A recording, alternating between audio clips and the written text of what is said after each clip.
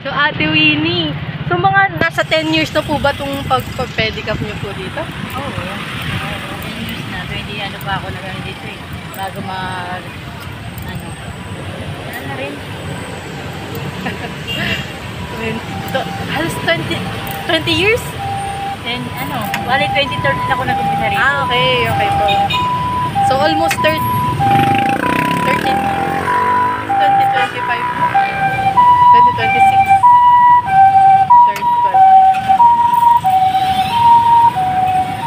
Yung partner nyo po, ang word niya po, wala po. Wala, 2013 ba wala na. Ang binubuhay nyo po ngayon, nasa ilan na? Tatlo yun. Tatlo.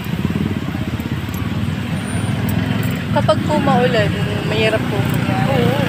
Madulas siya pag maulan.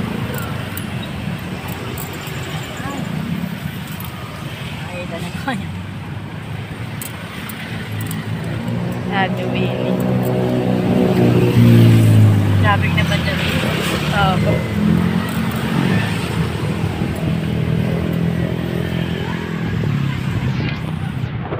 Ano nga po, anong Quezon City po pa, ang lugar na to, anong tawag po dito sa lugar na to?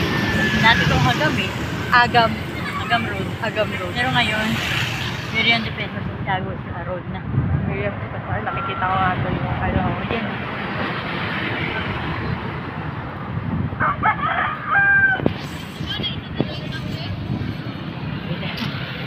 Sorry po, mabigat din po yung ano, yung bag ko po kasi. Yan talaga. Kasi pahon to eh. Ah, okay po. Hindi ko po siya Ayan, pansin na tingnan mo, paahos. Kaya medyo dito kapasing ka ng hininga. Opo. Sabi. Ano, isa lang po talaga yung sinasakay niyo. Okay lang kapag Kaya, may bag. dalawahan. Okay po. So, grabe. Si Ate Winnie. Saka hindi ako nag-hati dyan. Patry na mo talaga eh. Kaya lang dito talaga ako. Opo. So, balik-balik lang po kayo. May, ano yun, maghihintay po kayo na isasakay doon or balik na po agad? Balik na. Ah, okay po. Mahirap dyan eh. Okay po. Balik ulit po. Pag may na-pick up sa kasada, pick up din. Wow. Okay. 10 years. More than 10 years ka na dito. Grabe. Ang tsaga. Kailangan. Opo. May tsaga, may nilaga. Totoo po yan. Naniniwala po ako dyan. Pero minsan po parang naiisip nyo parang hindi naman po kayo nawawalan. Parang natural naman po siguro yun. Parang pinanginaanan ko. Pero, kailangan, laban. Oo. Totoo po. Laban. Yan ang buhay eh. Kapag may ano naman, umasa ka na may pag-asa. Diba? Ano ngayon, nasa pag-asa kami. Opo. Lugar na to, bagong pag-asa. Wow! Quezon City. Ayun po yung tagline po ng Quezon City. Bagong pag-asa. Hindi, kasi yung barangay dito, barangay bagong pag-asa. Ah, okay po. Barangay bagong pag-asa. Bagay na bagay po pala sa inyo yung lugar.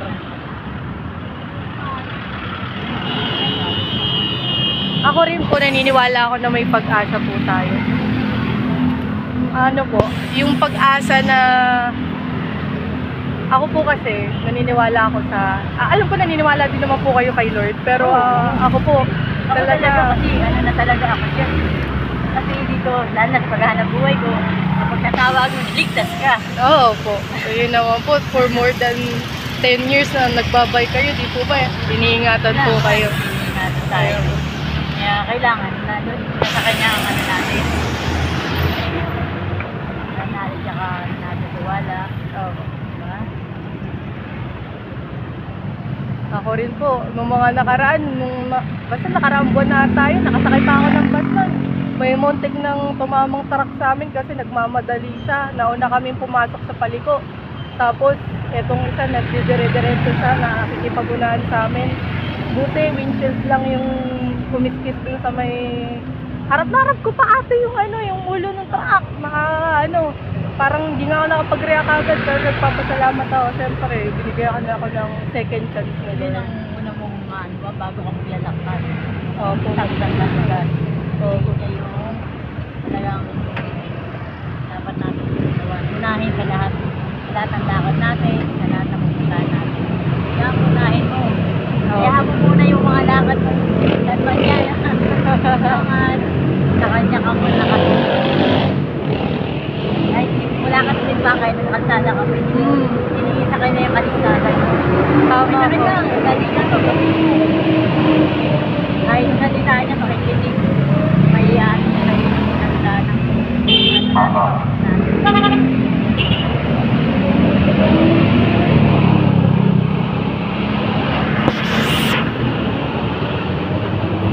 Thank you po pala sa pagpayag po sa interview sa vlog-vlog po.